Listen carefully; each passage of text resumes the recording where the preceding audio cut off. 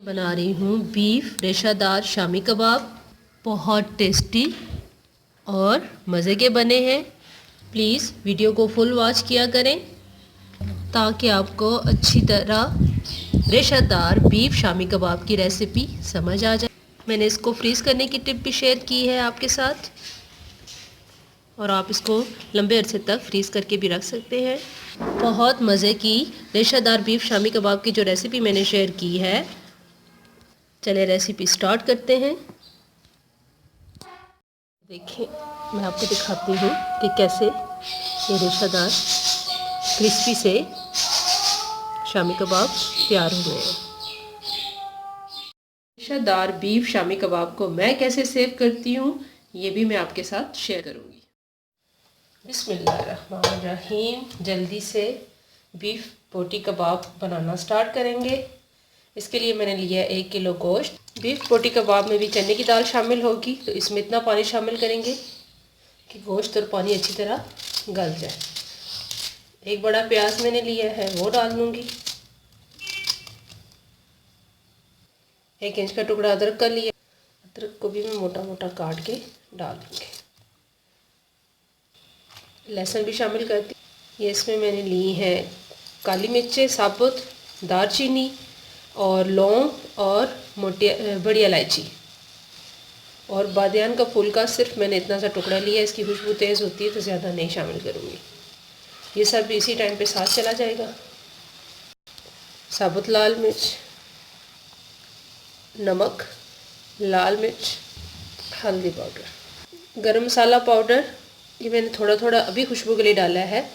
फिर जब ये तैयार हो जाएगा, फिर इस टाइम पे जब पानी अच्छी तरह बॉयल हो गया, अब इस टाइम पे मैं 2 कप दाल चना इसमें शामिल कर दूँगी। अब इसको ढक के इतनी देर पकाएंगे कि कीमा और दाल क्या कहते हैं दाल, ये दोनों चीज़ें अच्छी तरह गल जाए और पानी भी खुश्क हो जाए। मैं इसको तकरीबन प्रेशर दे के बनाऊँगी, तो 20 से 25 मिनट के बाद पानी ट्राई करके मैं आपको दिखाती हूँ। देखिए, इस तरह से गोश्त भी गल चुका है और दाल भी गल चुकी है। अब हम इसको पीस लेंगे। चाहे तो इसको कीमा पीसने वाली मशीन में पीस लें, तो चाहे आप सिलबट्टे में पीस लें, जिसमें आप कंफर्टेबल हों, इसको पीस लेंगे। अब मैंने इसको अच्छी तरह पीस लिया। इसमें मैं शामिल कर रही हूँ दरदरा सा पिसा हुआ शाज़ीरा। ये खुशबू के लिए मैं इस टाइम पे शामिल करूँगी, और गरम मसाला पाउडर खुशबू के लिए इस टाइम पे। पहले मैंने आधी चमची जो थी वो जब मसाला बनाना शुरू किया था तब उस टाइम पे डाली थी, और अब 1 बड़ा चम्मच भर के वो मैं अब शामिल करूँगी। ये भी मैंने फ्रेश काली मिर्च पीसी है, खुशबू के लिए इस टाइम पे डालूँगी। इस टाइम पे आप चाहें तो नमक या कम हो तो आप शामिल करना चाहें तो कर सकते हैं, क्योंकि अभी हमने इसको मिक्स करना है। ये हरा धनिया, पुदीना और हरी मिर्चें ये मैंने अपने टेस्ट के लिहाज से आप ज़्यादा कम कर सकते हैं। मैंने ये भी काट के रखे हैं, और पुदीना वगैरह शामिल कर देंगे। अब मैं इसको अच्छी तरह हाथों से मिक्स करूँगी। मसाले को पहले मैंने हाथों से अच्छी तरह मिक्स किया है, ताकि नमक या जो भी गरम मसाला वगैरह हमने चीज़ें शामिल किया वो किसी एक जगह ना रह जाए। उसके बाद ये कबाब की शेप आ गई। तो इसके लिए ये भी है कि हाथ में जब आप थोड़ा सा कीमा लें, गोश्त लें, जो भी ये मसाला है लें, तो उसको भी अच्छी तरह मिक्स करें। फिर उसके बाद पहले गोला सा इसका बना लें, फिर उसके बाद कबाब की शेप बनाएं तो ज़्यादा अच्छी बनती है। बहुत मज़े के रेशादार बीफ कबाब तैयार हो गए। अब आप इनको चाहें तो फ्रीज़ कर लें, अभी फ्राई करना चाहें तो कर सकती हैं, लेकिन जितनी ज़रूरत हो आराम से निकाल लें और बाकी फ्रीज़ कर दें। मैंने कबाब कैसे फ्रीज़ करने हैं, मैंने इस तरह एक ट्रे लेके इस तरह से सारे कबाब लगा के बना के इस तरह तह लगा देती हूँ। मैं इस तरह से फ्रीज़ करती हूँ कबाब कि जो ज़रूरत होती है वो ऊपर से तह निकल जाती है, और नीचे फिर इस तरीके से ये देखें। इस तरह से मैंने बहुत सारे कबाब तैयार करके रख लिए हैं। साथ में मैंने पैन में ऑयल डाल ली है।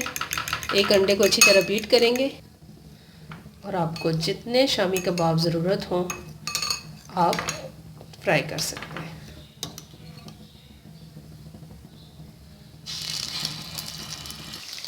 शामी कबाब ऐसी चीज़ है कि आप घर पे हों ना हों, कोई टेंशन नहीं है, बच्चे बड़े मियाँ सब बना सकते हैं, सबको बहुत पसंद होते हैं।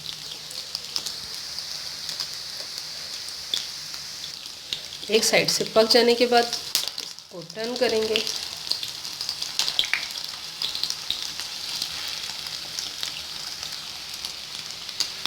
शामी कबाब देखिए कितनी हंसी खुशी तैयार हो रहे हैं।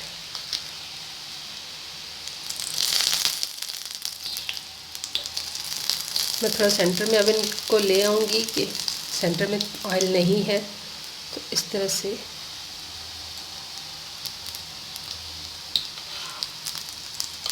कलर नहीं आया। कबाब में पकाना तो कुछ नहीं है, सिर्फ अंडे को कलर देना होता है, इसलिए टोटल 5 मिनट का काम, 3 मिनट का काम होगा ज़्यादा से ज़्यादा। उम्मीद है आपको अच्छे लगेंगे ये कबाब। ये मेरी रेसिपी आज की पसंद आई होगी। अगर मेरी वीडियो अच्छी लगे तो प्लीज़ मेरे चैनल को ज़रूर लाइक और सब्सक्राइब कीजिए। मेरी वीडियो अच्छी लगे तो प्लीज़ मेरे चैनल को ज़रूर लाइक और सब्सक्राइब कीजिएगा। जज़ाकल्लाह।